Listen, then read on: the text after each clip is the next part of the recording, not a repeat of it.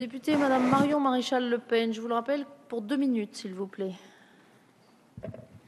Merci Madame la Présidente. Je profite de l'explication sur cet article pour répondre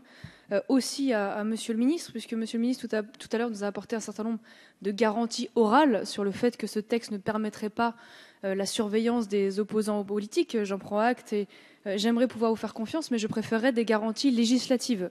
Et il est vrai qu'en l'état actuel de la formulation du texte, on peut avoir à craindre un certain nombre de dérives, et je pense notamment au champ d'action du renseignement qui va s'appliquer à la prévention des atteintes à la forme républicaine des institutions. Je cite, alors il est vrai, pardonnez mon inquiétude, mais lorsque l'intégralité ou presque de la classe politique dont votre gouvernement explique que le Front National n'est pas un parti républicain, eh bien je peux avoir une certaine forme d'inquiétude, en effet, lorsque je lis cette formulation extrêmement large. Voilà. Ensuite, il est vrai que l'un des gros soucis de ce texte, c'est que le garde-fou à la toute-puissance de l'État, qui est censé être la Commission nationale de contrôle des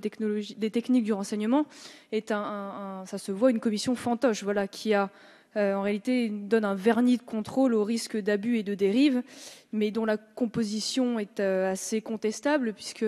on peut quand même se demander si des parlementaires ne vont pas poser un problème, puisqu'ils ne seront pas nécessairement, du fait justement de leur travail parlementaire,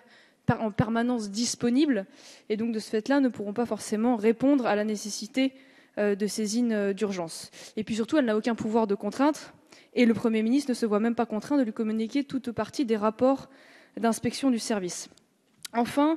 non seulement les Français abusivement surveillés n'auront qu'une protection qu'un contrôle précaire de cette commission, mais en ultime recours au Conseil d'État, aucune indemnité ne sera assurée et il n'y aura aucune assurance d'élimination des renseignements collectés irrégulièrement. Voilà un certain nombre de points qui m'apparaissent extrêmement graves et qui m'invitent à refuser cet amendement, cet article. Merci Madame la